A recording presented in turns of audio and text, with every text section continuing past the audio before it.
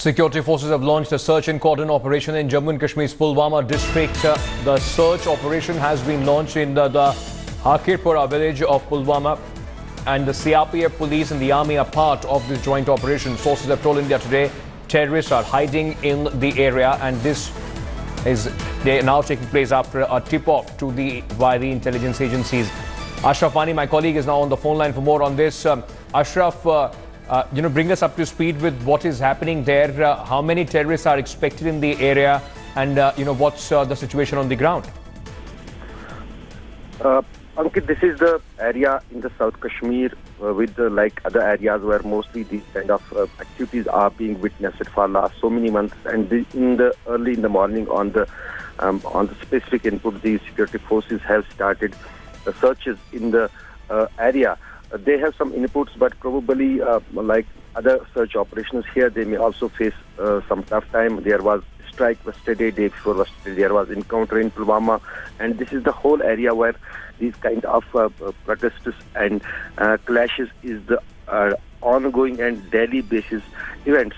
But the search operation is still going on, and so far there has nothing been recovered or found by the security agencies, but security forces believe that probably some militants, and most of them maybe locally, are hiding in the area. Thank you so much, Ashraf, for joining us with all those details. Well, after winning an ally in Nitish Kumar's JDU, BJP's Mission South seems to be gaining momentum. India Today has learned from sources that AIDMK is likely to join hands with the BJP. Top cabinet ministers are trying to mediate between the warring factions of the Tamil Nadu's ruling party. Chief Minister Palaniswamy has called a meeting of all the MLAs today. This comes ahead of a possible cabinet reshuffle by Modi government this month. Defence Minister Arun Jaitley, remember, visited Jaya's memorial in Chennai and paid rich tributes a few days ago.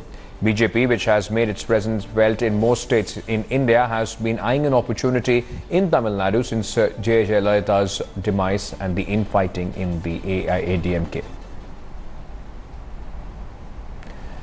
Well, recently, the Prime Minister, on his visit to Tamil Nadu, heaped praises to J. Jayalalitha, saying her blessings are with all.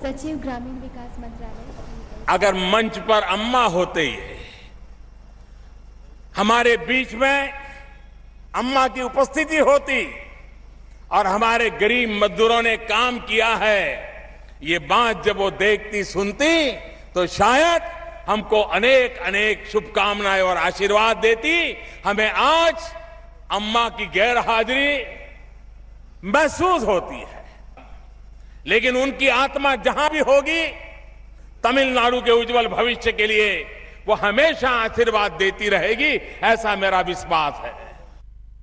Well, another Indian youth lured by the ISIS has been killed in Afghanistan fighting for the terror organization. The youth Mohammad Marwan was in fact killed in a drone strike. The information of his death reached his family when another absconding accused, Ashfaq Majid, sent a telegram message to Marwan's father saying that he was dead. The message read, Marwan has been martyred. 5 of the group of 22 who went from Kerala to join ISIS have been killed so far.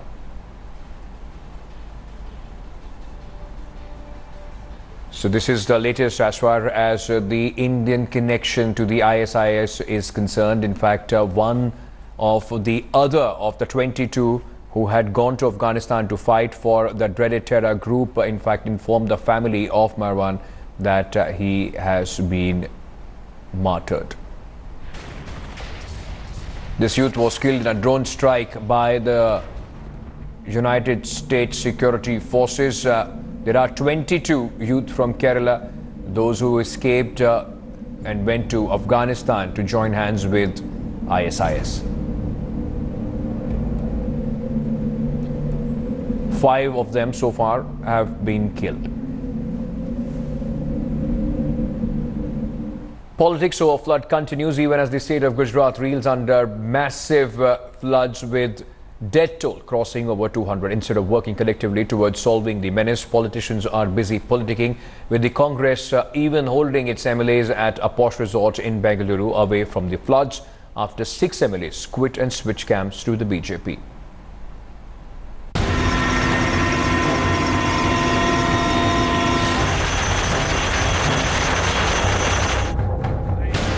Gujarat is reeling under massive floods.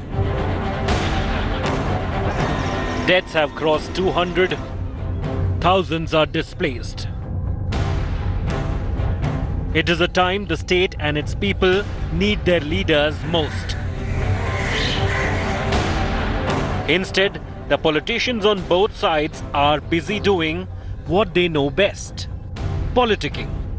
The bone of contention, a Rajya Sabha seat that would in normal course have gone to Sonia Gandhi's most trusted aide, Ahmed Patel. But after 6 MLAs quit and switched camps, the Congress is holding more than 40 of its MLAs at Eagleton Resort in Bengaluru, away from floods and Gujarat. The Congress claims the MLAs are in Bengaluru because they are facing threats from the BJP, which is trying to poach its MLAs with bribes as high as 15 crore rupees each. The Congress cornered in Gujarat are trying hard to keep the MLAs happy and entertained. Sources say a birthday party and temple visits are being planned for the MLAs, who are totally cut off from outside world. It is all political statements, creation by many of our friends.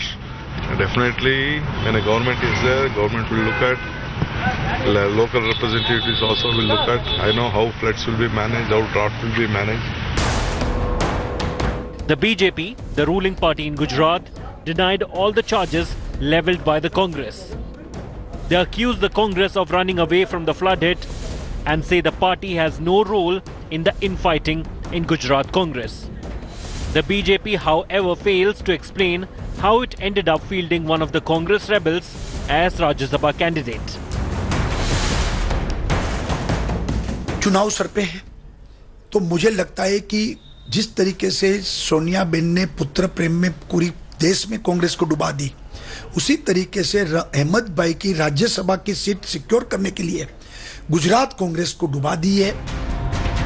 The politicians of Gujarat, BJP and Congress included, owe the people an answer. They chose to fight over a seat while they left the people to face the fury of floods. Whoever wins the Rajya Sabha elections, the people have already lost.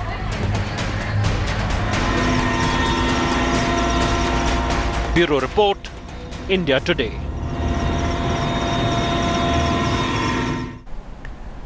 In India's biggest ever narcotics seizure, 1,500 kilograms of narcotics have been confiscated from a ship off the coast of Gujarat. The drugs, which is suspected to be pure heroin, is valued at more than 35,000 crore rupees in the international market.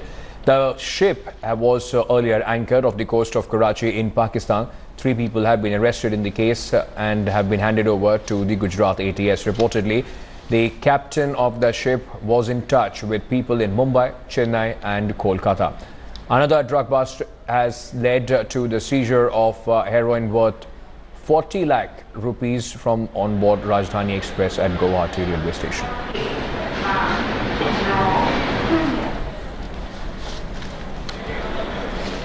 Well, violent protests have once again rocked Himachal Pradesh only days after a 16-year-old school student was gang raped and murdered in Shimla. Now, a student has been allegedly raped by her school teacher in Tisa in Chamba. Over 2,000 residents have took to street demanding justice for the victim, even as the man accused has been arrested. And around 16 people were injured in these protests. As the situation continues to remain tense, the tribal area of Tisa is to remain shut today. Reports say angry protesters torched a few shops, damaged public property, even pelted stones at the police station where the accused teacher has been locked up. The police even had to use tear gas shelling and baton charge to disperse the protesters. Protesters also attacked another teacher of the same school following widespread incident of violence. Chief Minister Veerbhadra Singh has cancelled his official visit to Chamba, even allegedly blamed RSS for creating the ruckus in Himachal Pradesh. मैंने प्रस्ताव दिया है जिसमें कि उन्होंने रोष व्यक्त किया कि जो भी इसमें संलिप्त थे इसमें अध्यापक उनको जो पूरे जिसमें आपके टीचर हैं इनको जो है इस स्कूल से जो है बाहर स्थानांतरण वो किया जाए, ट्रांसफर किया जाए। इसकी ये जो डिमांड है इनकी, इसको हम उपायुक्त मुद्दे के द्वारा सरकार से पहुँचाएंगे और जो भी इसमें कार्रवाई की जानी है तुरंत जो उचित कार्रवाई की जाएगी। इस मामले में पुलिस अपनी कार्रवाई कर रही है, जो भी इसमें और अगर संलिप्त है कोई व्यक्ति उसके खिलाफ भी जो कार्रवाई की जाएगी और पुलिस अपना काम कर रही है। After former Prime Minister of Pakistan Nawaz Sharif's dramatic removal over unreported income uncovered in Panama Papers, now his younger brother Shehbaz Sharif is set to take over as the Prime Minister of Pakistan. This report.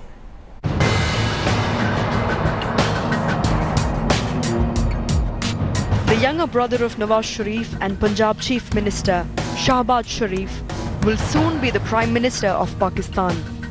After the Supreme Court disqualified Nawaz Sharif over the Panama scandal, he nominated his younger brother as the next Prime Minister. Following his brother's footsteps, Shehbaz will contest the by-election from the same seat as Nawaz. Shehbaz started his political career in 1988 as a member of the Punjab Assembly. He went on to become the Chief Minister of Punjab province for 3 times. In between, he was also forced into exile after a military coup by Musharraf in 1999. A staunch loyalist of his brother, 65-year-old Shehbaz, is apparently Nawaz Sharif's safest choice for the top post.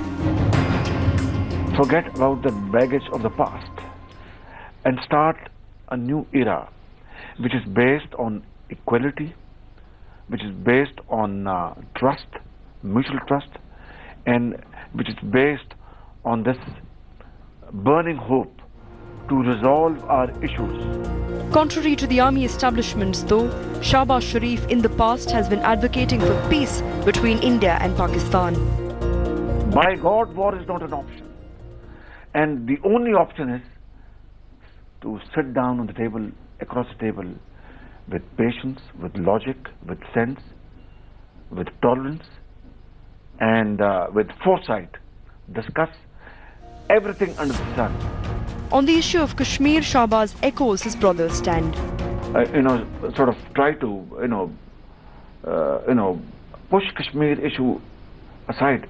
It will never work. The most important thing is that these issues must now be resolved through peaceful talks, but there has to be intent and sincerity.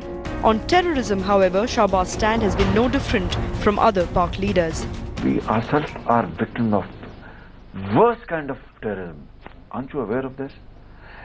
Every now and then there have been attacks in Pakistan, in the 4 nook and corner of the country. Let's work together and cooperate with each other to fight this menace.